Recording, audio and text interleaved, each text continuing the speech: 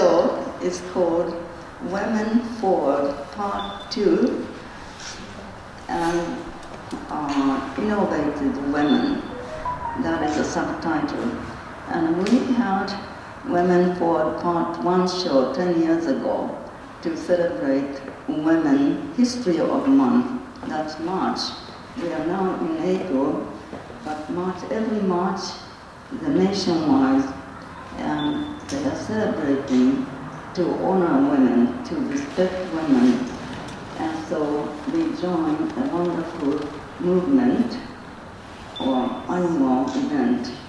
So we put up this show. So the Innovative Show, the reason why I called the show Innovative Women is that those are the women, 21 artists in this show. They have used quite interesting, unique medium and expressing their thought in a different expressions, different medium, I said, and different approach that nobody else has done. So it's not the painting as a traditional painting, like oil painting. Take, for instance, you can take a look at one behind it. His name is Roca, Rodriguez Carlos. And then she can explain to you what she used for her paintings. And ceramic artist, the next one, everybody's going to talk about her pieces, but I will tell you, here you can see very unusual medium they apply to their art. And you don't know what they did to create those pieces. It's just wonderful, isn't it? Aren't you enjoying the very unique show? So 8 women up front, they're going to speak about their art, hidden story behind the surface of their work. And afterwards, we will walk around from the wall to the left to the right, and then briefly individual artists introduce himself or introduce herself, and then explain to us. And that is the purpose of this artist talk show. So we can start. Okay, I'd like to introduce you to begin with, and Cheryl Safren. She has prepared 20 minutes wonderful information about how she has achieved to create the artworks, 6 paintings on the copper materials. So here she is. Hi, I'm Cheryl, and the copperwork 6 pieces over there are mine. I spent decades as a painter before I started using copper. I love the color of the metal, as it's the same color as my mother's natural hair. She had freckles and yellow-green eyes too, and passed away 8 months ago. Copper was the first metal used by humankind, probably about 8000 BC. Neolithic peoples of the late Stone Age discovered native copper at or near the surface. Soft and malleable, this native copper was fashioned by early coppersmiths into hammer, knives, and utensils, replacing those made from stone. In about 6000 BC came the discovery that by heating it, copper could be melted and cast into even more useful and durable tools. I hear a lot of stories about defeated attempts to paint on copper, along with the comment that the lack of porosity in metals makes the bond with the ground uncertain, and that there's no reliable known method to overcome this problem. I don't agree. So, by the way, those of you who aren't artists, the ground is put on top of the substrate that the artist wants to paint on top of. So when I refer to grounds, I'm not talking about that, okay? Bruegel painted on copper, as did many of the Dutch masters. The finished work of art painted on copper, if done properly, provides outstanding results that maintain its beauty almost indefinitely. Jan Bruegel the Elder's work on copper is approximately 400 years old, and I can only wish that I looked that good at 400.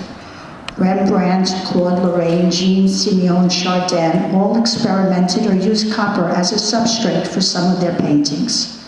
Most of the oil paintings on copper that I mentioned are very small in size, maybe 1 foot by 1.5 feet.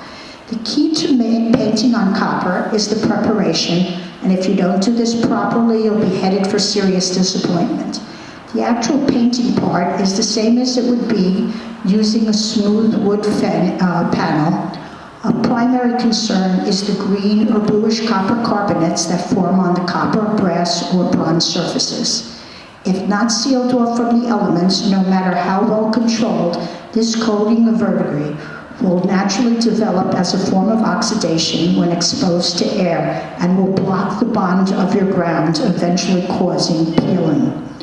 The Dutch master's method was to first clean all traces of grease or dirt with an alcohol solvent, then sand the surface with a pumice powder in a circular motion, and repeating this cleaning process with a solvent to deep clean and provide tooth for the ground.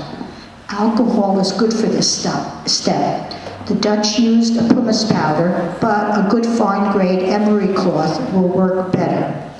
The surface should be absolutely clean and bright. Any residue or grease left on the surface, including finger oils from handling, or contaminants that will block the adhesion. My final cleaning is done with a fine-grade steel wool to remove any solvent residue that may remain, and then I wipe it clean using only a clean rag or a vacuum. On top of the blank copper, the Dutch would next rub the surface with cloves of garlic.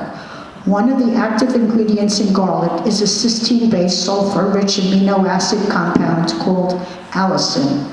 When crushing the clove of a garlic bulb, an enzyme called allinase is released, converting the compound into sulfuric acid, and is almost spontaneously condensed down to form allicin, which bears the typical odor of garlic. The compound exhibits antibacterial and antifungal properties. Every chemical you apply after this stage is reactive, so in fact may interfere with the paint bond. Today we could just crush the cloves into a juicer to a liquid state that could be brushed on sparingly or rubbed with a clean rag and allowed to dry. This surface treatment feels slightly tacky or textured when dry. At this point, the Dutch would quickly apply an oil-based white lead pigment primer before the sulfur compounds turn the copper brown or black. There are hazards to using lead paint. I don't think the Dutch were aware of them. Our modern acrylic-based grounds will peel right off the copper. I found another solution, though, and proceeded to create 4 series of paintings based on an imaginary planet, which I called Copper World. When I first came to the Wa Center 18 years ago, I shared my surrealist paintings on copper based on this imaginary world with Terence Lindell. The 4 series were creation, land formation, gestation, and habitation, a very broad range of imaginary life forms inhabited Copper World. Some of these paintings can still be viewed on my website, safren.com. Ultimately, I abandoned this process because it bothered me that the paint was obscuring the beauty of the metal. In many of the works by the old masters, you can't really tell that the artist painted on copper. The intrinsic qualities of the metal are not explored in Orazio Gentilici's David with the Head of Goliath, painted in 1610. Although it's definitely one of my personal favorites, I'll pass this around. This work could have been painted on linen or wood. If I didn't tell you, you wouldn't know it was painted on copper. You can't see the copper. I just have to show this something. You can't see the copper if you focus on his sky. I'm going to pass it around. The paint is opaque, especially with the lead-based primer, and it totally obscures the copper. In my sky, one of the 6 panels I did for a municipal building in Colorado, you feel the copper because there isn't any paint on it, on the copper panel at all. The sky is solely created by chemistry. Many hours of research and experimentation has enabled me to control and manipulate chemicals in order to create my images. Some of the chemical processes produce a coarse and grainy texture, while others produce shiny or gossamer textures. So his painting is very little. My painting is very big. Well, not very big, it's 4 feet. So, but I reduced this so you can see the difference. And SUPRINA, could you just, so you could just flip it. Okay. Changing color through reaction, crystallization, fusion, and solidification are a few of the ways chemistry informs this work. While biology, astronomy, and the environment, both real and imagined, influence the subject of much of my work, it's the chemicals' interactions that give full expression to my images. When my son was in middle school, we worked on a science project together for his school's science fair. The project centered on submerging copper metal strips in various household liquids, among them vinegar, lemon juice, hydrogen peroxide, and a salt solution, and observing and recording what happened. In other words, we kept data sheets. My son got an A and then lost interest, while I became curious to see what happened when you used other chemicals and not just household things. My brother, who's in the audience, who was a sculptor at the time, had a book, The Coloring, Bronzing, and Patination of Metals by Richard Hughes and Michael Rowe. This book, a guide with recipes included, is the best-known source of patination on metals. Other than inspiring my thinking, this book wasn't very helpful to me for a few reasons. The recipes entail submerging the metal in various chemical brews and allowing them to marinate, sometimes heating them. This ultimately was unappealing because of its aesthetic limitations. I wasn't interested in having an overall surface effect. By submerging a metal panel, the entire panel will patinate, and I wanted to create imagery, not wallpaper. Also, the recipes in the book were highly toxic. I returned the book and began to experiment on my own. In time, I began experimenting with various oxidizing chemicals and corrosives. This is when I spoke with my cousin, a chemical engineer, to get some tips on safety. He suggested first mixing minute quantities so that I could maintain control. If I didn't like the direction a reaction was taking, I could stop. I worked outside with a fire extinguisher and sand buckets at the ready. Also, I wore protective gear covering my face, hands, and feet. My earliest efforts employing chemistry on metals were executed outdoors in my backyard on a bed of sand. At such extreme temperatures, wood burns and concrete explodes. So outdoors, I chose to work on a bed of sand. I didn't want the gases or chemical particles to linger in my home studio. Because of the intense heat necessary to execute some of this work, working in the summer requires certain considerations. All my materials were lined up by the studio door the night before. When the sun rose, I was outside setting up. By 9 a.m., it starts getting hot. I stopped to drink water so that I wouldn't dehydrate, and then I would take a garden hose and completely drench my body with water. I would work wet for as long as I could until it was too hot. Then I would clean up outside, shower, and take a nap because the heat is physically draining. I would return to work before dusk. In the spring, working outdoors has its positive and negatives. It's a fragrance season, but the wind adversely affects safety considerations by blowing chemicals and flames about, as well as leaves and petals onto the work. I wanted more control than working outside would allow. I couldn't work on rainy days, I couldn't work on windy days. This was frustrating. So I took some of the icky things that people keep in their garage and started to bring them into the house to make room for me to work in the garage. Finally, my husband agreed that we should buy a shed, freeing up the garage for further chemical exploration, and I've been working in the garage ever since. Patrons of my art want assurances that these copper panels will not change in time, and I have complied. But I also make panels that I do not seal. I allow the natural patina to form. On my website, these works are called live paintings. Actually, these aren't paintings at all technically because they do not have any paint. I'd like to paraphrase Valerie Monroe Shakespeare, owner of the now defunct Fulcrum Gallery, located for many years on Broome Street in New York City. The sentiment she expresses here informs my live paintings. She states, there is an intrinsic contradiction in trying to freeze an idea forever in any medium. Time is the enemy of art.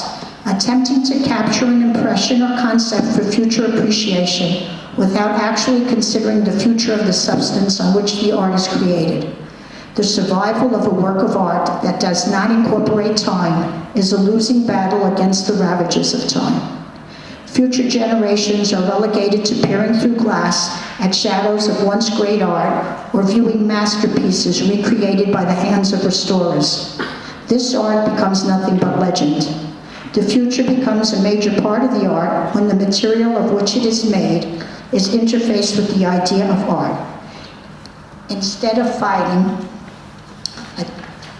the elements of nature in a doomed battle to remain static, the art is allowed to respond, creating a dialogue with time and becoming enriched by the effects of time. In this way, time adds a new dimension to the art.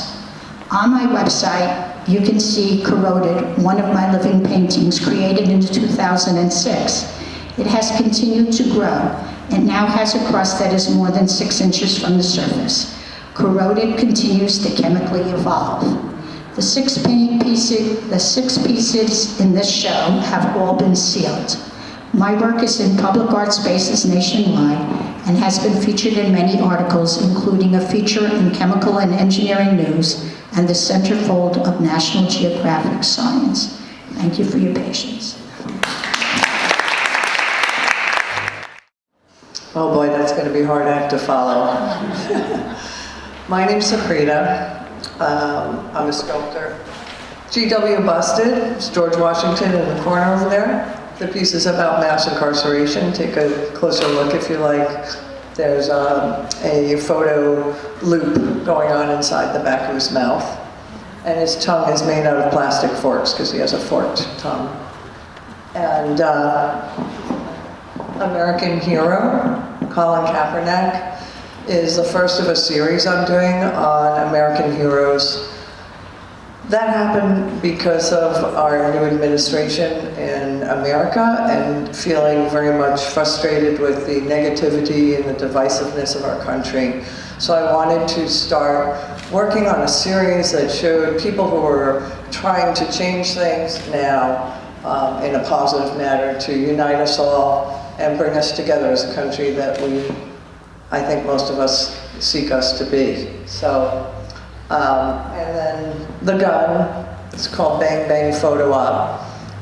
It talks about gun violence and the fact that we can make things that destroy, but we don't have the mental capacity to actually use them. So that's why it's covered in child's skinned stuffed animals, because we're just not capable of controlling ourselves with such a devastating tool that we've created. So go enjoy. All of them are kind of interactive or have something moving on them, so you can check them out later. But, I think I started my art career when I realized I had learning disabilities as a child and felt ostracized from that and apart from other people for that, and had to learn how to develop my skills in a different way than maybe a lot of people would develop the skills. I had real trouble reading. I had a lazy eye. I would see double,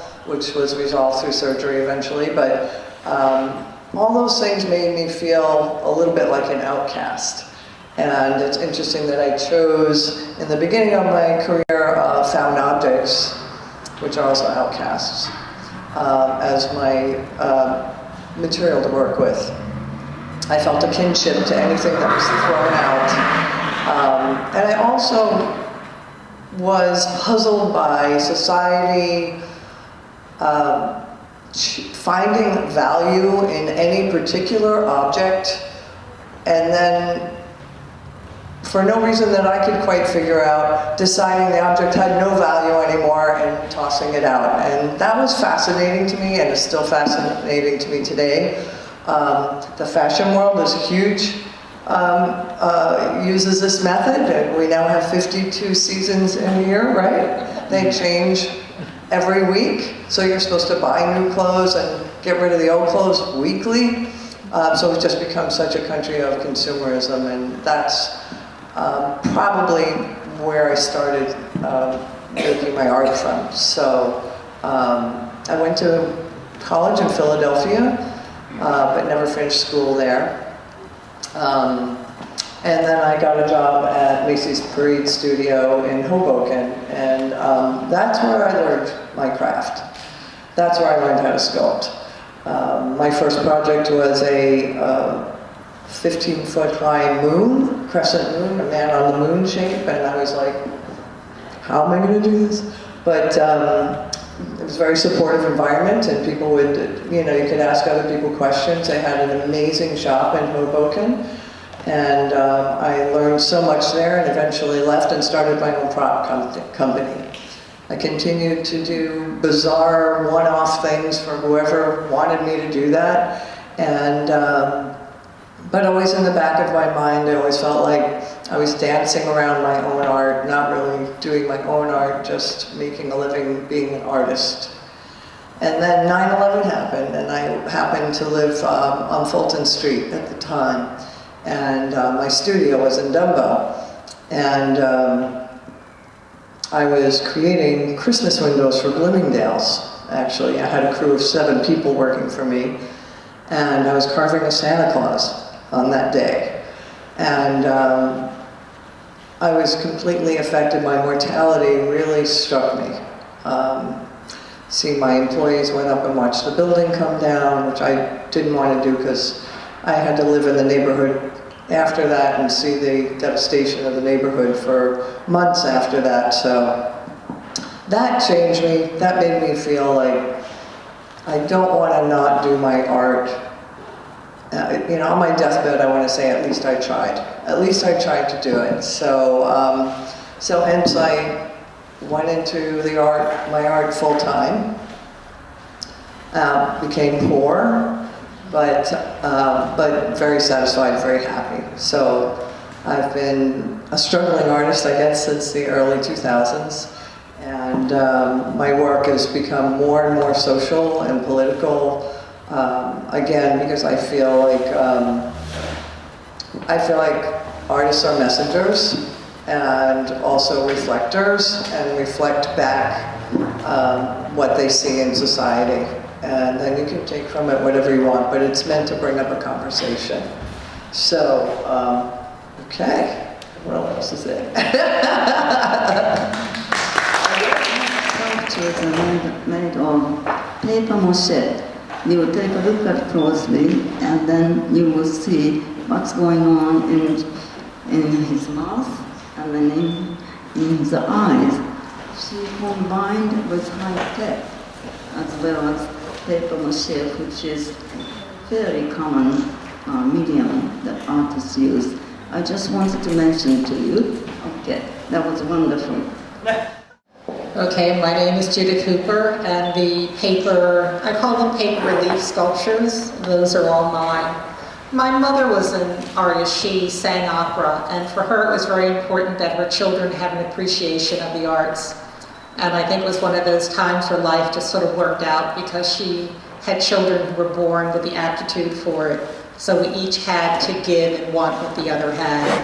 And my mother sang opera. She wanted me to sing, and she trained me to sing. But as a child, my voice was very nasal, and so people laughed at me when I spoke. So I spoke in a little whisper, and I felt like I had no voice to say what I wanted or thought in the world. And so art became my way of saying what it was that I felt. And I was sick a lot as a child, and so until 5th grade, I never had a full year of school, so art was my friend and my companion. My grandmother lived in an old house, and there was a coal burning stove in the basement. So I would spend many a day laying on the couch, and the dust in the air was my friend, and I could lay there and the sunlight would come in and you could see the coal dust in the air, and I could move my finger through it and watch it become like marble. And I would do that for hours to amuse myself. And one Easter I spent a week or so in the hospital, and I remember being incredibly bored because there was nothing to do. And it just sort of put it in my head that when I grew up, and I just always knew that art was what I was going to be doing. There was never another thought. I didn't know how I was going to do it, but I just knew it was not what I did, it was who I was. And so I just decided then that at some point I was going to work with children who were sick, and I was going to give them a voice to talk about what they felt or thought. And my background is, I went to Pratt, I studied fashion, I worked for years as a fashion illustrator, and people always thought that my fashion illustrations were much more like book illustrations. So then I went to School of Visual Art, and I worked as a teacher's aide. In exchange for taking her class of book writing and illustration, I was a costume model for her. And I found that in modeling, and this was when my voice was still just a little whisper, it gave me time to think, and it made me very verbal. And I, years later, was very ill and had a year and a half where I had almost nothing to do but lay in my bed and look at the ceiling and contemplate my life. And I decided that if I survived this, that life's gift to me had been art. And I thought gifts are to be shared. And so if I survived that, I was going to teach, and not teach how to do, but teach the joy of art. Because I hate it when people say, oh, I can't draw a straight line. I always go, well, that's what rulers are for. But to be creative, not everyone has the ability to be unique, but everybody has something to say, and that's valid. And so I first went to the elementary school at the end of my block, and I did an after-school program with them, and the principal had me sit in with the classes during the day. And, you know, there were teachers yelling at their kids, if the building's this big, you can't have people that are this big, and it just, I love that in the after-school program, I just left them free to do whatever they wanted. And I remember once when I was going to tell the principal what days it become, and the little boy came up to me and he gave me this big hug and he said, Miss Judith, I just love you so much. And I said, well, William, what is the foundation of this great love you have for me? And he said, because when I'm in your class, I feel so happy. And then I knew that I was successful at doing that. And then I went to the hospital down the street, and Methodist Hospital has a big volunteer department. And I began my first reading stories to kids and having them do artwork while they were waiting to get a zillion shots in the allergy clinic. And I really saw what a great source of joy art was for them. And that when the doctor would come out, they wouldn't want to go in, and I'd say, oh, but you could show him this drawing that you've done, and they'd just get up and they'd go. And then I was working with the kids who were there chronically, who had asthma or something like that, and I'd see them on a regular basis. But I was also doing an art program at the Cancer Infusion Center, and it was drawing and writing. And I was trying to get people to, because I learned this when I was ill, people begin to see you as your illness, and to make it clear that that's something that you're passing through, but who you are is always there for you. And so to get them to identify who it was they were, and using art to tell me who they were and what they wanted to be when this was all done. And at the same time, I was doing an art program in the psych ward. And so both of these people are going through something, and they don't want that to identify who they are. So one of the things I had them do was I would have them do at the psych ward is these paper self-portraits of themselves. And I said that you could show yourself as you are, or how you think other people see you, or who you want to be. And I just liked the freedom that gave them. And I would do one of myself and make fun of myself so they would know to have fun with it. And also, when I teach, it's just like I like to do what I'm doing and you can follow it any way you want to. I remember once at the hospital training someone to work with the kids, and she drew a tree, and a kid went to do a tree his way, and she's like, no, you have to do it this way. And I said, he's sick, he's going to get a lot of shots. I think the least we could do is let him do a tree the way he wants to. and because that's what art is. It's about your own expression of who you are and what you think and what you feel. And it's not for someone else to determine how that should be. And so I like to just sort of give the tools, and you can use them whatever way you want. And, you know, for me, art has always been my voice, and so I like to use it to give people a voice. I like to feel that when I do these portraits, it tells the story. And so for years I did them, and then they just all got stacked up on the top shelf in the closet in my studio. And I'm with an art group out in Red Hook, and one summer the show was coming up. It had been too hot for me to fire my kiln because I had been working in clay since like 1982. And I decided, well, let me take those out and see if I can do something with them. And so I took them, and they were just the portraits, and I decided, well, let me give them a background so they tell a story. And Yuka was first the big collector of my work. And it was really interesting for me to come and see this because many of these pieces are owned by Yuko, and I had forgotten what my journey was in them. Each year when I go to do work, I need to challenge myself to be different, to take it another direction. And so it was interesting for me to be able to look back and see where I started. And I see that, you know, very often they come out of the stories that the people are telling in the psych ward. Once it was a conversation between, it was an elderly woman with dementia and a young girl who was bipolar who thought she was the devil, and the old dementia woman was a church lady. And so it was the two of them having a conversation, and the bipolar young girl saying that I'm the devil, and the church lady just looking at her and saying, well, whatever gets you through the day. But I can look at some of these and see how they're affected by the conversations that I hear. And years ago, I would come home every day and draw a portrait of myself and try and tell a different story. So for me, it's all about telling a story. Maybe it's just about a moment or something that you feel. And I hope that people, when they look at it, you don't have to see my story. It can tell you something totally different, but as long as they speak. Hi, I'm Lannie Hart. I'm a sculptor. And these metal pieces, well, mixed media pieces, are mine.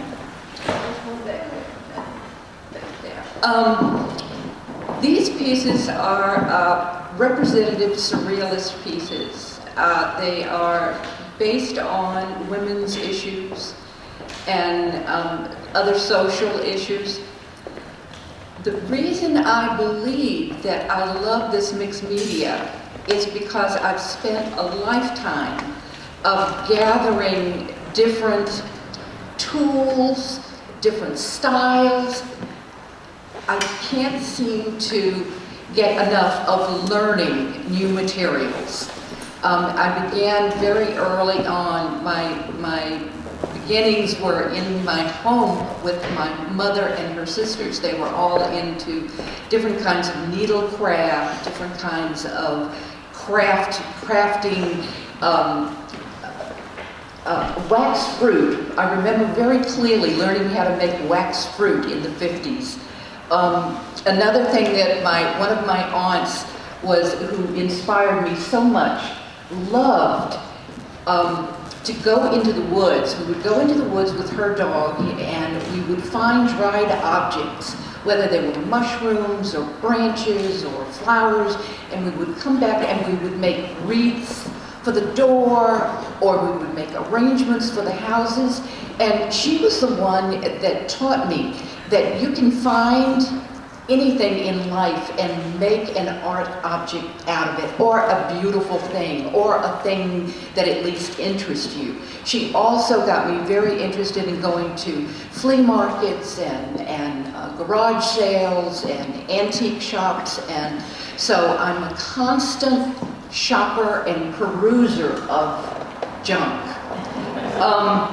I graduated from college in Virginia, and I moved up to New York, and my first sculptures when I was in New York were called soft sculpture. Now I believe it's called fabric sculpture. I showed in a gallery that was just absolutely wonderful. It was called Julie Artisan's Gallery, and it was a craft gallery. I don't believe in the word craft anymore. I think art is art. But Julie was really focused on art to wear. She put out a very large book on that. It's really beautiful. Of all these artisans who made clothes that were really art objects to wear. My first pieces for her were clothing. And then they started emerging into dolls. And the dolls kept getting bigger. And then I started putting metal and different objects with the crochet and with the fabric. I use lucite, I use wires, I use nuts and bolts. And as they got bigger, her gallery was very small. I had a two-person show in that gallery, and she came to me and she said, "Lannie, you've just got to move on, because this is not for you. You are moving into an area that is not clothing and is sculpture." So I went from there, and I started another medium. I started using pottery. I went into ceramic. I started that. I changed because I didn't like the ceramic because it broke. Then I moved into jewelry. I learned how to solder. And again, my pieces started getting larger and larger, and the teacher in the class said, "You know, I think you need to learn how to weld." So, what has happened through this journey that I've taken, and the other thing is, I was a graphic designer, and it was a package designer, so that was 3D. My first job was in Atlanta in a, what they called a rubber plate printing factory, and they had an art department, and we did designs for candy wrappers, for bread, for anything that was a cellophane. So that was started me on my graphic design. I moved, when I came to New York, I got a job doing cosmetic designs. And from there I worked for Estee Lauder, Revlon, Elizabeth Arden, Helena Rubinstein, and I finally opened my own graphic design studio, 3D studio. So I had that for a number of years. All during this time, I was making my sculptures. I didn't show them very much during that time. I retired from my studio, closed my studio. I decided it's now time in my life to devote myself to my work. And from there, I've been welding, soldering, crocheting, knitting, whatever it takes. My pieces are made with found objects, they're made with resin, they're made with polymer clay. Polymer clay is a plastic material that you can bake for 250 degrees, and it will harden. A lot of doll sculptors use this material. The material is wonderful. It looks like bisque. The pieces here, This piece, Medusa, was part of a show, one-person show I had, that was called Voyeur. And the Voyeur focused on the objectification of women. So this was the Medusa. When you looked upon her, you turned to stone. This piece is Joan of Arc, and I like to show a lot of very powerful women in my sculptures.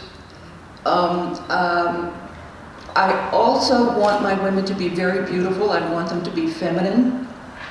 And I want the pieces to, from a distance, to appear really beautiful and lovely. And when you come up to them and you realize what they're saying, that they have a much stronger message. St. Lucia was also from the Voyeur show. She's back here with the eyes. And one of the myths, there are many myths about St. Lucia, but one of them was that she had devoted herself to God. And she had incredibly beautiful eyes, and men lusted after her because of her beautiful eyes. So she plucked them out. I think that was a little harsh. Anyway, that was another part of the Voyeur show. There's another one in the back that also has to do with gender. It is focusing on gender acceptance and love acceptance, no matter what it is, no matter whether it's political, emotional, geographical, all love is accepted. My pieces, I work in a fabrication studio in New Rochelle where I weld and solder large pieces, and then I work at home on smaller pieces or putting the pieces together. My pieces are very time consuming. I think that's just about it, so thank you. This is intimidating for me because Lannie Hart has been like an idol of mine for like a million years, and to be on a jury panel with her, it's just amazing. And of course, I mean, everyone here, just amazing work. So I thought I would just talk a little bit, just in generalities first and philosophy, but try not to bore you. For me, existence is about the classic dualities. Life versus death, the dark side or evil versus the forces of good, day versus night, light versus dark. And my favorite, the gutter versus the skies. So that brings up one of my favorite quotes. We are all of us in the gutter, but some of us are looking up at the stars. And then that brings me to my philosophy of life, which is, life is one part hunger and one part nausea. But then I had an epiphany, and it was that life is how you negotiate your way through the dualities, how you integrate the two parts and you rise above them and you synergize. And that is why I make art. My art is about irreverence. I find the everyday world can be pretty limiting, so I've built my own little world. I deconstruct the everyday and I reconstruct with my own internal logic and consistency. Something's happening, it's a retelling of reality. My work is amusing when the world can be dull. And I also bring my nursing, in my first life I was a nurse, and I always wanted to do art, but I had to make a living. And then I decided to reinvent myself as an artist, and the rest is history for me. So I bring my nursing background into the art. I do assemblage, like Lannie does, where I do a synthesis of found objects and clay parts that I make myself that look like the real thing or some version of it. So I bring my nursing background in, and I'm also a garbologist and a collector. So recycling is an innate part of my art. And my love for animals is a big theme in my art as well. And a lot of my art is an homage to animals. And when Yuko saw my art, she took a liking to my dog series, which is a big thing for me, is making dogs out of everyday parts. And they kind of look like a dog, but in a weird way. Like, for instance, with this is a dog, and the head is made from a machine part. It's a vise of some sort. And then I added on, ears and the nose and the mouth and the teeth. And so Yuko told me, I'd like you to put into this exhibit your dog series. And my dog series started as kind of prosaic in a way, because they were just little portraits of doggies. And then it evolved into my new series, which this is part of, which is called the Kitsch, as in Kitsch, Kitchenware Dog Series, which is kind of a comment on our society, on our disposable society, on women's place in our society, women as, the servers and the hostesses. And so this is a satirical series. As you can see, this is a coffee urn that I turned into a dog. So these are objects for the hostess with the mostest. Because these are hybrid serving pieces. I have over there a tray, two trays of a mama dog with her puppy. And when Yuko approached me about what work to put in, I had just started the series, so she chose two pieces from the series, which now has about a dozen pieces. And it was interesting because when you mentioned about always evolving and always learning, that's so key. And when I submitted, one of the photos I submitted to Yuko was of a set of doggy candlesticks, but it was in its natural state with combined metals. And Yuko looked at it and she goes, I don't know about that.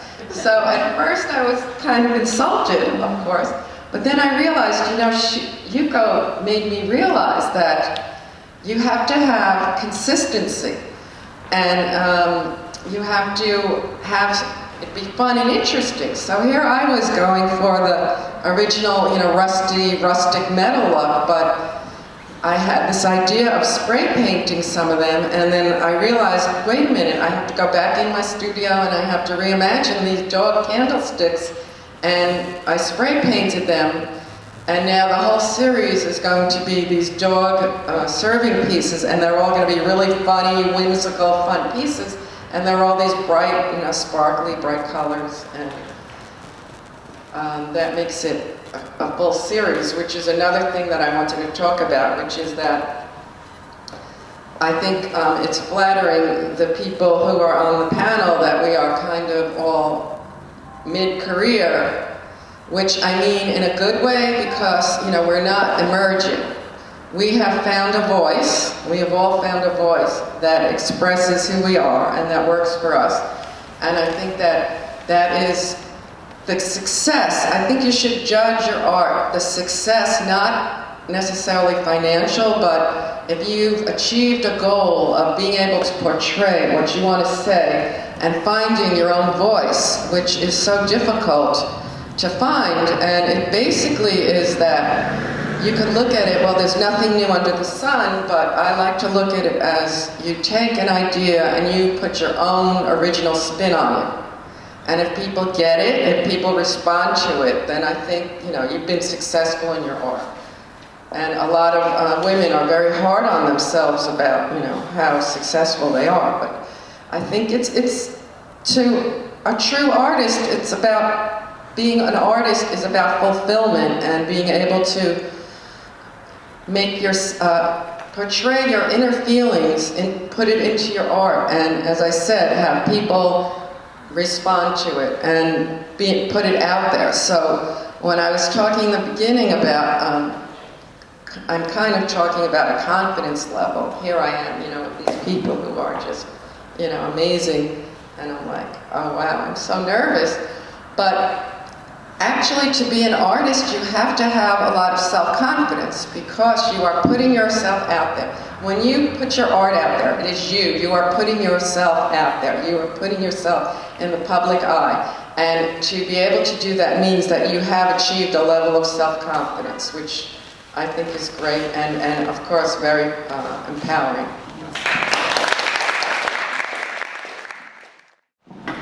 Hello everyone, my name is Renee Radenberg. I'm actually a glass artist. I do what we call kiln work. I work strictly from the kiln. My work, I have no political statements. I have nothing about gender. I have nothing about politics. My work is about spreading positiveness and joy. When you look at my mobiles and my sculptures, it's to just have an ah moment, to just look and enjoy. We have too much negativity in this world, and I don't want my art to reflect that.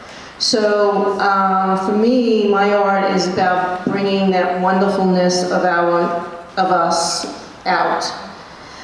I started out, I've been artistic all my life. I went to Parsons, I did fashion illustration and graphic art. But in 2001, I switched to glass.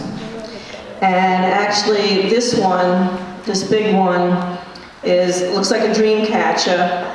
Yuko owns it, and it is my last huge mobile that I have because I live in Rockaway and Sandy actually destroyed my studio.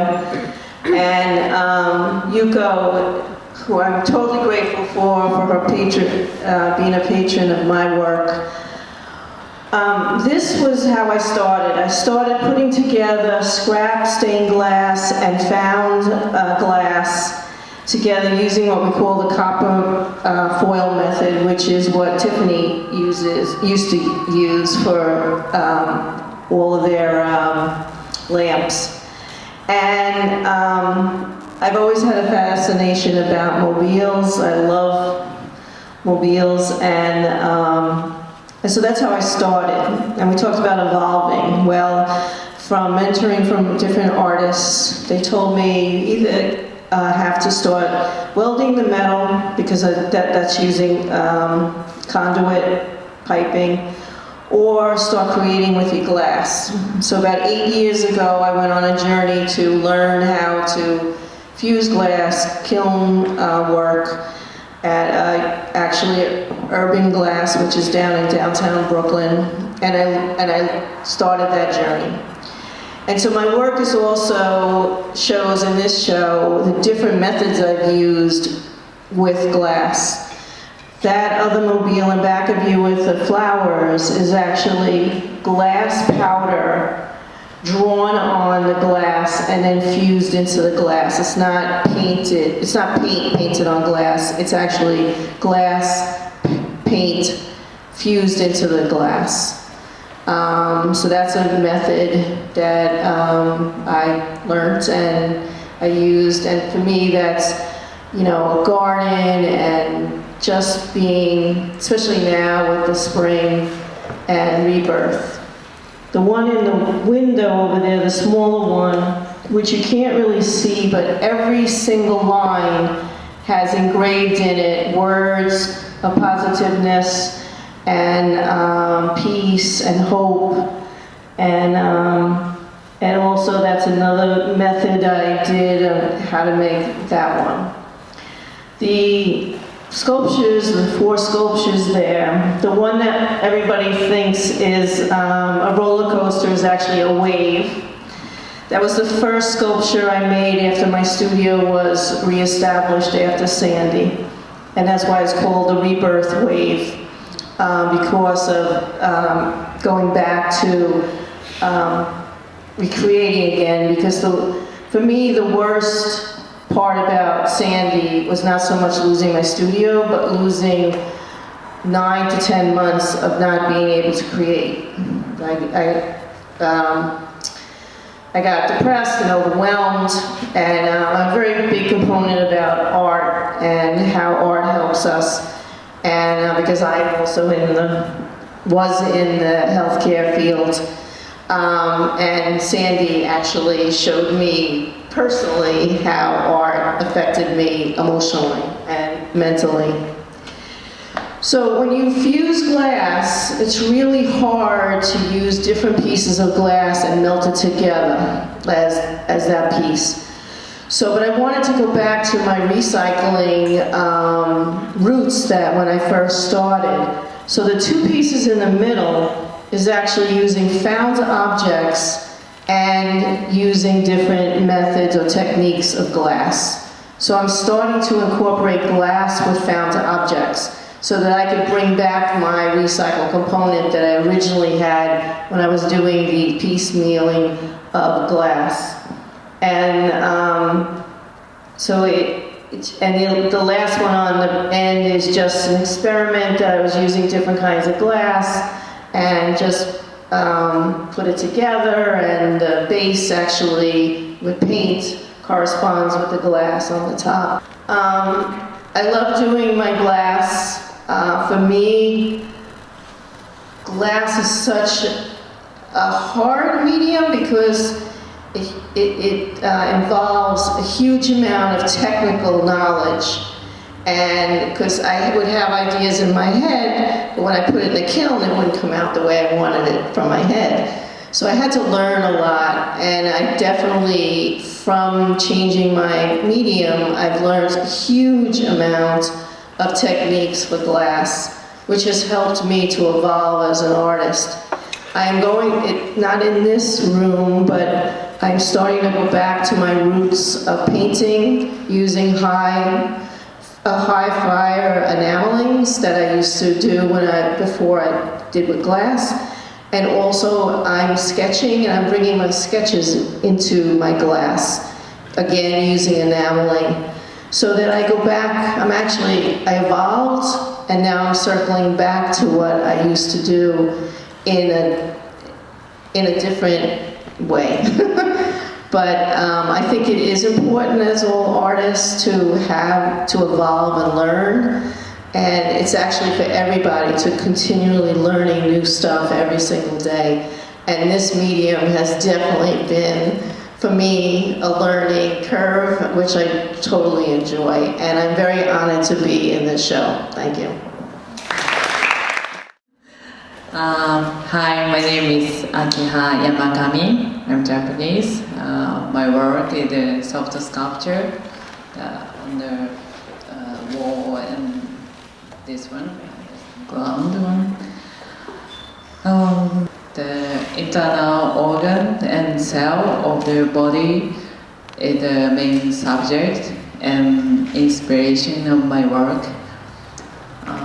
I express cycle of life, which is birth and death.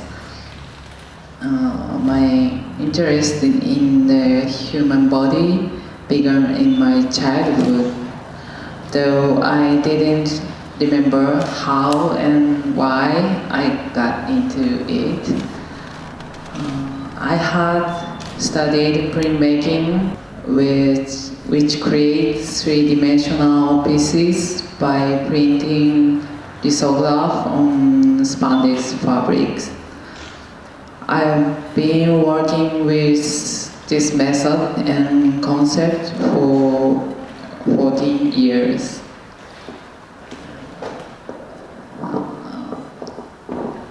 This is cycle S and cycle N. The name of my work is inspired by the form of chromosomes. You know chromosomes? Yeah. Yeah. I've been thinking about cell of our body last decade, because people are made up of many cells. Those are invisible. However, it certainly exists. I am trying to express the existence of such invisibleness by using my significant material, the fabric, because I believe the fabric is our second skin. I also making costume for contemporary dancer. If you have interest in my another work, please visit my website and check this my portfolio. Hello, my name is Sarah Mori. Thank you to Yuko for inviting me to be in this show. It's a pleasure to be sitting here with all these passionate, accomplished women artists. I started getting interested in art when I was very small because my parents were artists and my grandparents were artists and my great-grandparents were artists. And when I was asked as I was growing up, what do you want to be? I said, well, I don't want to be an artist. Because everybody else is an artist, I need to do something different. So I went to college, I went to Bard College, and I became a literature major. But at a certain point, I went on a backpacking trip to Europe with some girlfriends, and we started going to museums, and I just fell in love. And seeing all those, master paintings right up close and personal, and it just kind of grabbed me, and so I switched to being an art major, and my early paintings were very organic. So this is my work over here on this wall right here. It's very organic. And the very early paintings were of fruits and vegetables, but sort of getting into being more interested in making them morph and the lumps and bumps, and especially when they would start to rot and decay. Then I took a break from art after I graduated from college. Well, I got depressed. And then I went to Art Students League and started working again, and then I went to Pratt Institute to get my master's degree. And somewhere along the line, things started getting a little bit more abstract, but always using natural forms. Excuse me.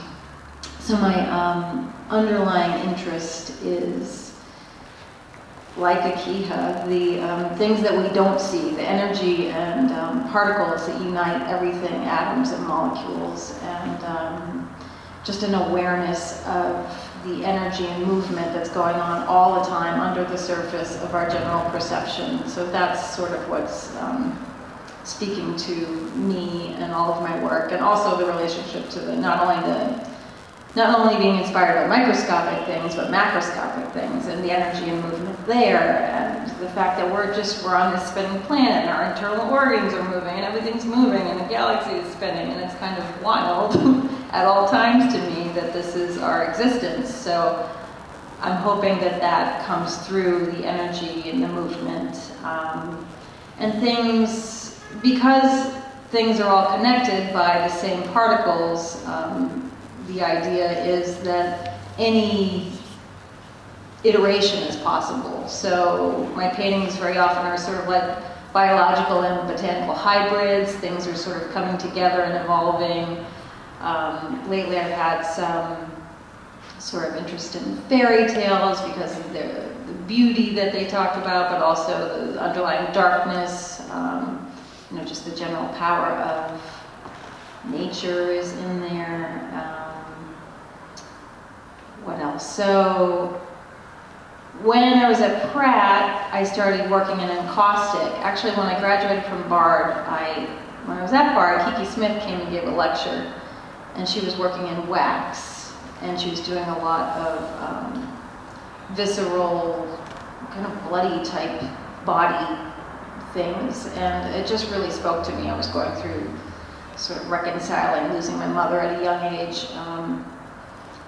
And there was something about her work that was very powerful to me. So I reached out to her and asked if I could come and work with her when I graduated from Bard. So I did that and ended up modeling for a lot of her sculptures, which were made out of wax. And there's something about that material, the sensuality of it, and just the physicality of it really spoke to me. So after that, then I became a fully encaustic artist, which is a hot beeswax method of painting.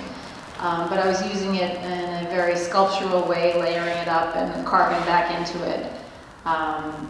And those were fully abstract pieces, but always had this organic feel and sort of a little bit of a floral thing, and cellular, like a lot of open areas, very much like Akiha's work.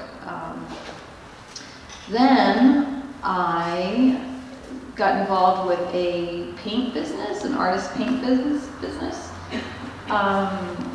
And I became involved with this material called ultralight, which is what you're looking at here in these paintings. So that is an acrylic that has microglass balloons in it, and it feels like frosting.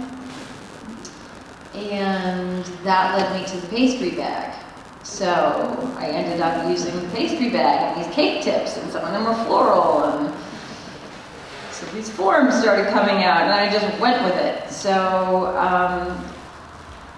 again, it's just about natural forms sort of morphing and changing, and I don't have any plans when I go into the artwork. It just kind of evolves, but I'm going for that energy and beauty, but yet also sort of an ominous underpinning, because of course that is nature, and there's a little bit of an environmental influence going on now too, with just this sense of global warming, and nature's gonna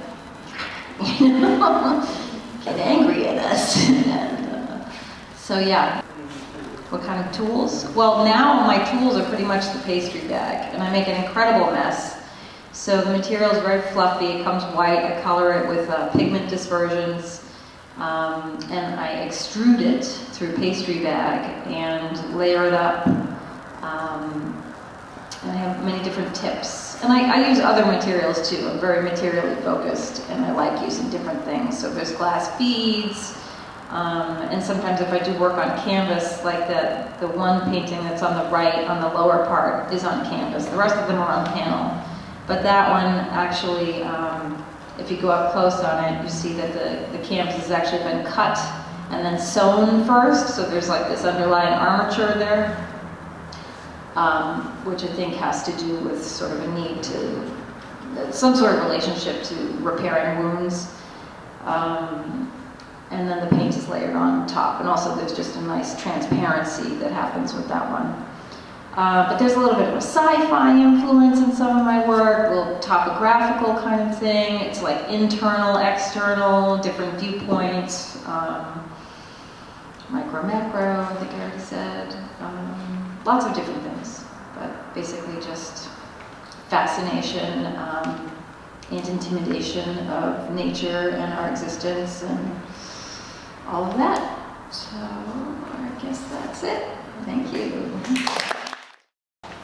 So artist talk event is a wonderful way to hear what is going on behind the surface of what you see.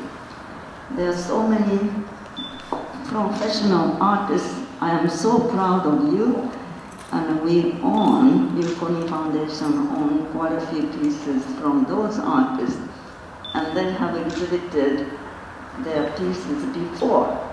And then I picked and I followed their talent, and here they are.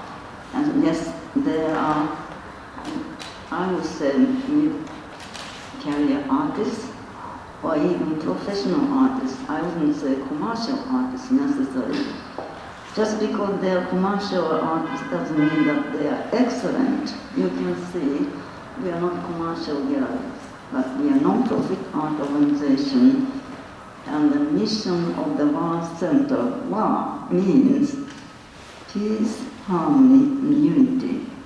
So through the language, international language of art, we come to understand each other, we come to respect each other, and we love each other.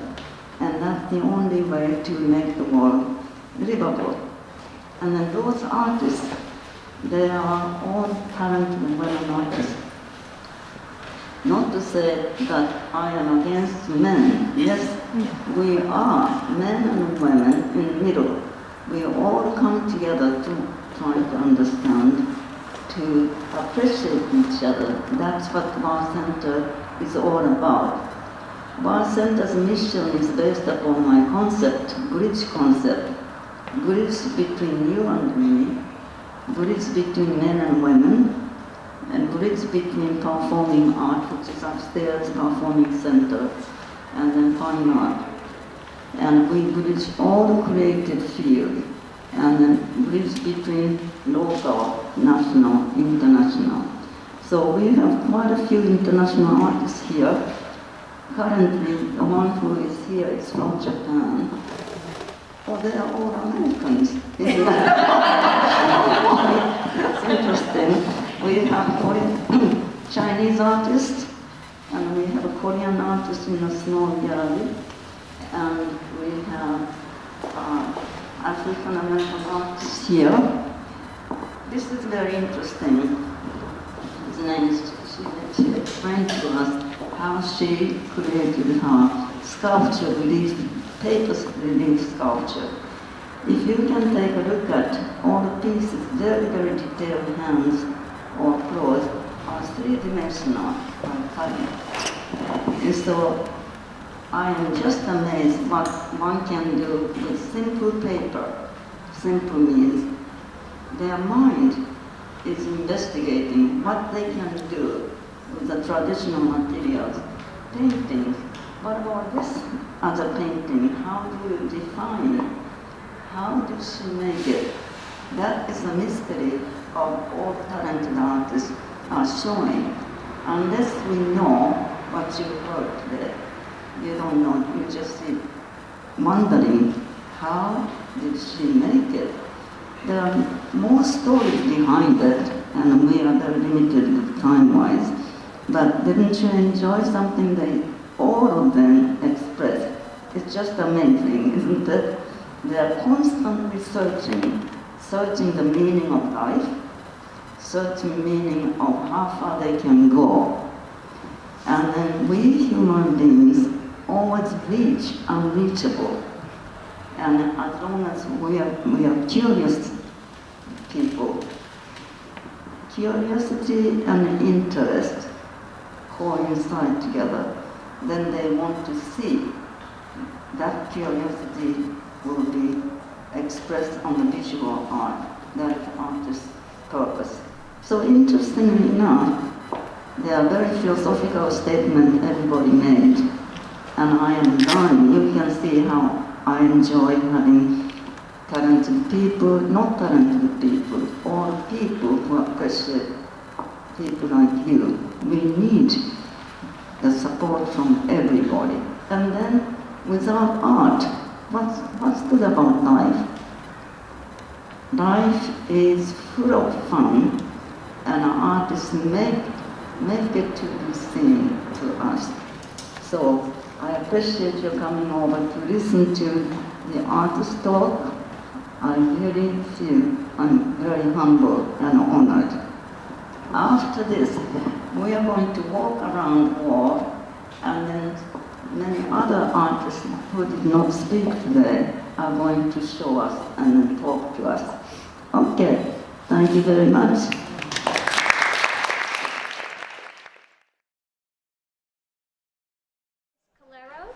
And people call me Roca for short. My medium is acrylic painting. It's a terminology which I coined myself, and it's not a brain thing. It's just basically it's acrylic and collage. My medium is what I feel is almost like a glorified print, monoprint. I paint flat, and I do, the medium entails transparent coloring, stenciling, papers, appropriated images or imagery that I myself do. I make skins, sometimes from the imagery. I adhere paper. I do use rice paper. I'll print on rice paper, and then I just go for it. I basically feel the paintings are abstract, because if you really look at it, it's basically abstract, and then a figure is formed around there. My imagery is based, I will just have to say, it's about, like all artists, we do our work from ourselves, and my medium is based on my surroundings, my beliefs, and a lot of the imagery is not visionary, spiritual in a way, not religious, because some people, can people hear me? I'm sure it's fine. They can hear me. And it has to do with my surroundings. So this one is called Visionarios Urbanos, which is urban visionaries, which basically it has to do with almost spiritual people, but it's also based on religion and like seers, you know, people who can see beyond. This one's called Body and Soul, and here this is based on, the background is a stencil from a tombstone and an image appearing from the tombstone. The other one is called Laying of Hands. Once again, it's almost like a healer of some sort. And I say it's like almost like a big print, monoprint, because they say paint flat and you're throwing colors. And I started out basically doing printmaking, but because I'm very allergic, I discontinued it. And so it's the way I paint is the extension of my arm, as far as I can reach with a long brush, a hake brush, and the process takes quite a while, only because I'm working on different things all the time. And so the paint has to dry. It's acrylic, it's very watered down. And I've been told watching me paint is like watching grass grow. So, and then I also do collage. I have two little collages here on the side, and these are based on a series that I'm doing on transgenders, or a person, or the queer world in a way. So it's morphing. What is morphing out of one's body, and how they're finally coming to terms of who they are and what they are, and but a sense of dignity. And I try to always incorporate that in my work when I'm doing people or anything, that it has to have integrity and dignity. It's never making fun, and it's all based on spirituality. My name is Sandra Junta, and this is my work. I work with clay. I'm actually relatively new to it. I spent a career in technology and have gotten into clay and my art in the last 10 years. My focus initially, I did mostly figurative work, and then I was living in Belize and got very involved in the coral reefs that were there, and the coral reefs dying and bleaching out, and the environment. So I did a lot of scuba diving, and just loved the textures and the varieties of corals, and just the beauty of them, and the fear of losing them permanently as our temperature of the water goes up just 2 degrees. So there's a 2-degree difference between life and death of the corals. So I got very involved with that, and then I missed doing the figurative work, so I started combining them. Again, the detail and the patterns were what has drawn me to illustrating these, and also to keep the corals alive, because maybe we would only have these left if we aren't tending to our environment. So there are different kinds of clay. I use underglazes as my colors.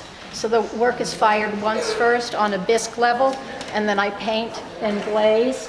Or paint, I don't use the glazes because I don't want the shine. I like a matte finish. All the corals that I use are actual corals, the designs from the variety of corals. I'm very interested in texture, as you can see, so I use a lot of different tools to bring the textures out. And I've added some wood to these pieces. And the combination and the dependency of what we're doing in our world and how it will impact the sea and life permanently if we don't come together on global warming. Well, I'm interested in my inner world. In the inner world is otherwise, other world is like unconscious world, unconscious world. The recently I started making it using this brain like several years ago. Long time ago I was more conceptual, based on kind of very political work. This is only political work. This is my brain. This is the real brain, and this one, not the real one, my brain. But why these in all the boxes? Because it's a different world. That's why in the box, and you can see the political word in my brain. So this is titled into my brain, and well, why I use brain? It's like, I know that, brain and anatomical brain is, I know that, but this is, I feel my brain a different way. I feel always like,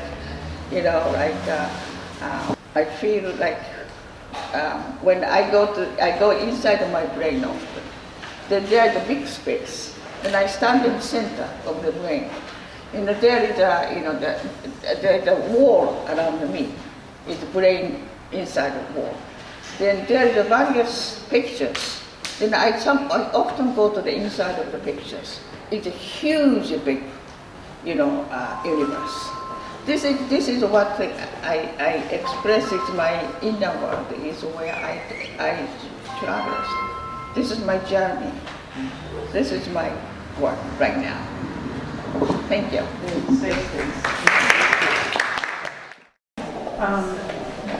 I started to use plastic bags in my work about 5 or 6 years ago. And the way I started doing that was I had been painting just flat paintings using the influence of these fabric panels stitched by the Kuna Indian women off the coast of Panama. I had been very attracted to those fabric pieces called molas, and so I'd been using them in my painting, and I decided at a certain point that I wanted to do something more sculptural, and for some reason I thought of plastic bags because I had a cabinet full of plastic bags just pouring out, and I realized that a lot of them were colorful, and so I gathered them up and brought them to my studio and realized that I could stitch them down onto like a stretched piece of burlap, stretching burlap over stretchers the way you would a canvas. And so I began to play around with designs based on my mola influence, and I'd say this one is probably the most closely related to the molas. One thing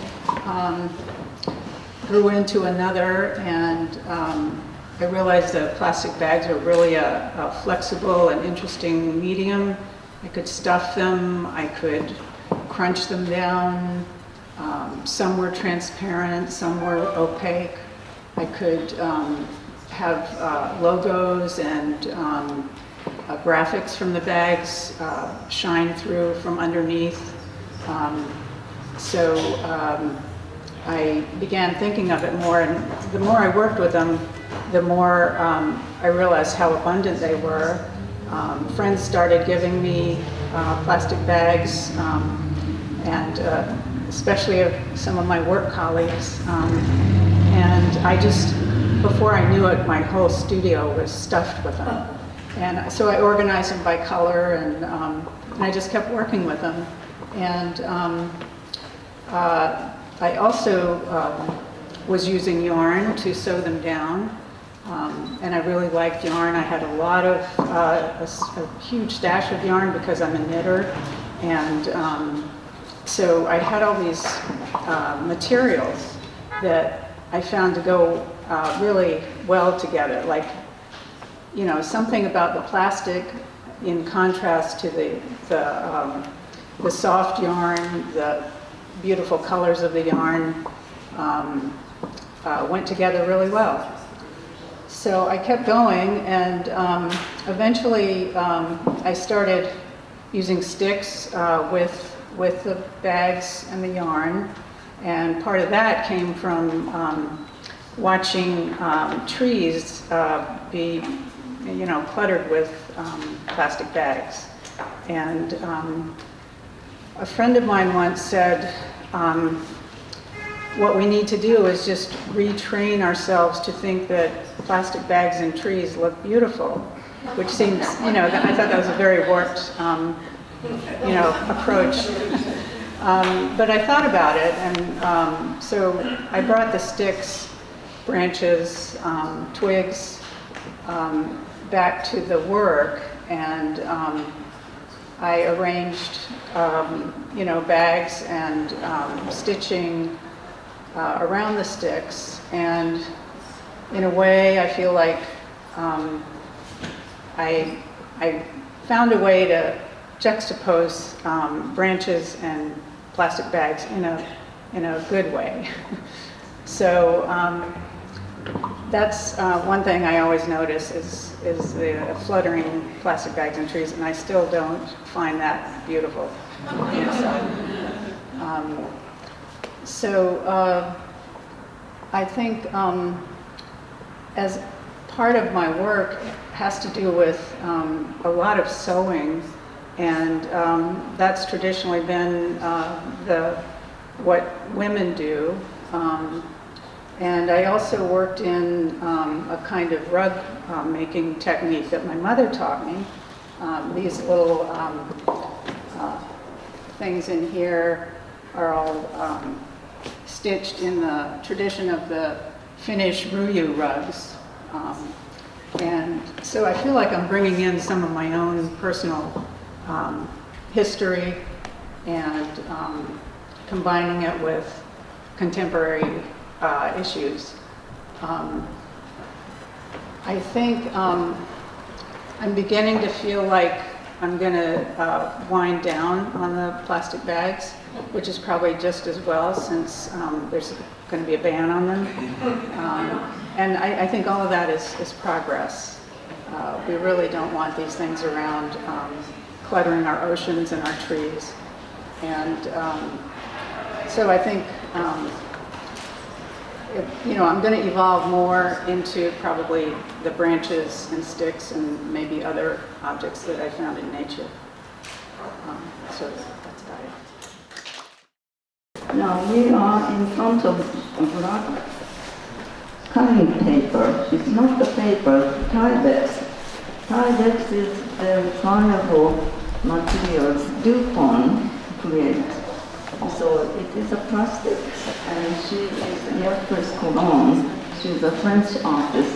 She's not here today, but she has all sorts of amazing creative. Everybody has incredible creativity, but she has big scale pieces here. You can see that.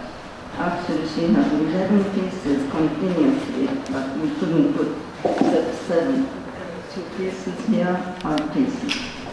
Okay. So I'm developing a technique now, just in the last year or so, where I'm using larger panels of the stained glass. There's several examples here, and this one particularly. And then painting on a front layer, or painting on it. And the reason for doing that is there's so much subtlety in the stained glass that to break it up into tiny little pieces, which actually I've done up there, is to actually, I think in some ways, to eliminate the subtlety of the glass. So what I'm trying to do now is keep it in larger panels and painting with enamel over the top. So I keep the beauty of the glass and yet have subtlety that can, what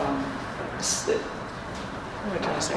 Subtly in the line and the things that can go on the background and leaves and things that you can't quite do if you're cutting up things in little tiny pieces. This is something I'm also doing, which is making things out of ceramic.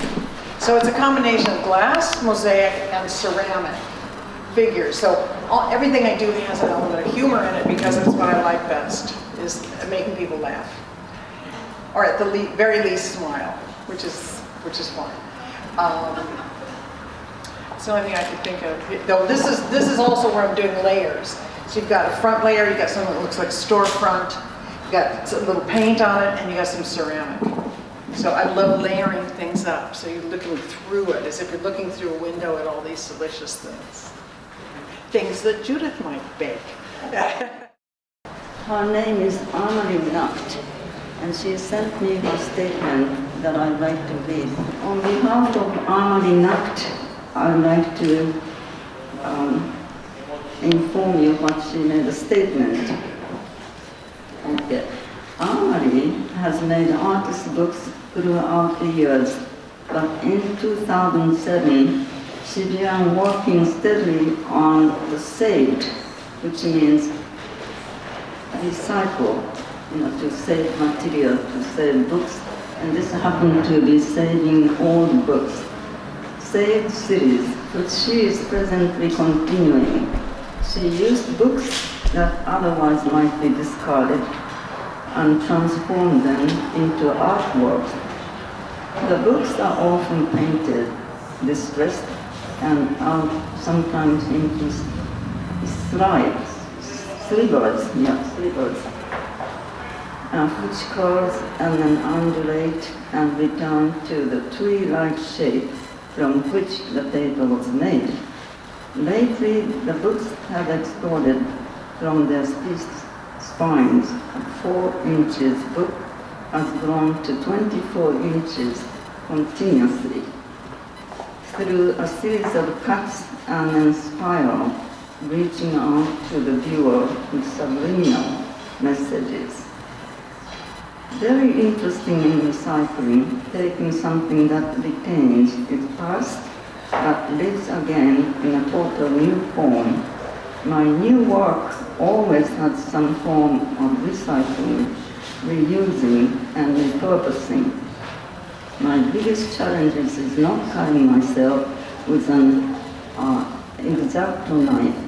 When I get into the zone of working, I've been totally turned on by the work and then life of Eva Hess.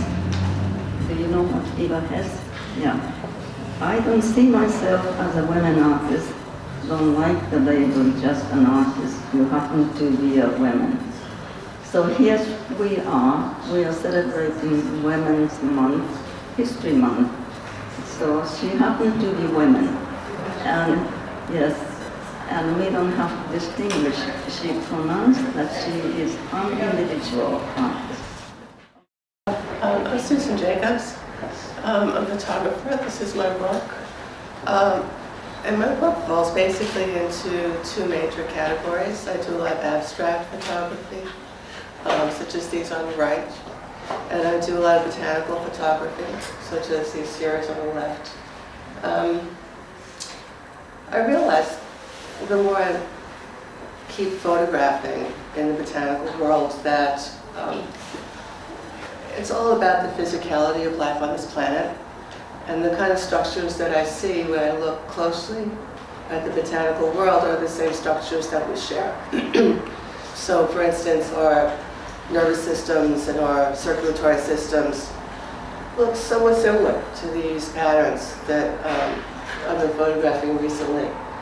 And they have the same purpose, I believe, which is, in the case of a vine or a tree, the branching pattern has a very specific reason, and that is to optimize the exposure of each leaf to the available light. So when I really get immersed in these, I lose complete track of time. And that's always a good sign for me, because it means that I'm really fully engaging with something. So I've worked with plants quite a lot throughout my life, and the same thing happens to me in the garden. Someone said, I love where my mind goes when my hands are in the dirt. And I found that to be true as well. All sorts of strange things occur to me when I spend hours in the garden, which is where I was yesterday. I didn't leave the yard all day. The other thing I wanted to say about these series is that another aspect that has really changed my view is scale. So I've had an opportunity to show this particular series at a very large scale. So it's appeared on the scaffolding at the Barclays Center a few years ago. There's a photo mural of this series repeating in Red Hook at the moment, the Red Hook murals. So at scale, so 4 feet high, 100 feet long, it really changes my view of what I'm seeing. So for years, I didn't show these as a gallery installation because I was sort of spoiled, I suppose you might say, by seeing them at that scale. But I'm very happy with this particular iteration. So I keep going back and forth. I start out small, go big, come back small. These series over here, the other thing that I like best, what I call lens looking, where I'll be looking through one lens or a different lens. And I'll see things that I didn't see looking without the lens. So these two, for instance, were an instance of that. I was photographing, again, for a very long period of time, and I started seeing things that I did not realize were there. So that made me very happy. And then these are very recent. I was photographing one thing. I was photographing in lily pools at the Neurobotanic Garden in the Bronx. And it was a very cloudy day, a very windy day. And I realized that I wasn't actually photographing the lily pools. What I was photographing was the clouds and the wind on the water. So that was another one of those very nice surprises. And I guess that's about it. Now, the very last one, she's not here. She's a Korean artist, Yamakami. She's a book artist, but she makes her own rice papers. Also, this story, white painting, she has 12 of them. When she visited her mother in Korea, she realized her mother was getting very old, and white hair her mother had, which means she grown up away from home. Her mother aged, so she corrected her white hair, and then she made the paintings. So she combines her own white hair and makes her paintings. Thank you very much, everybody.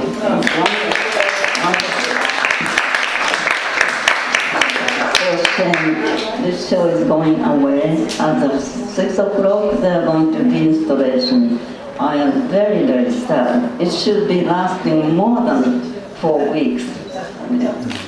So, but it's always an industry. Yeah, it is already historical event. It's going to be treasured, and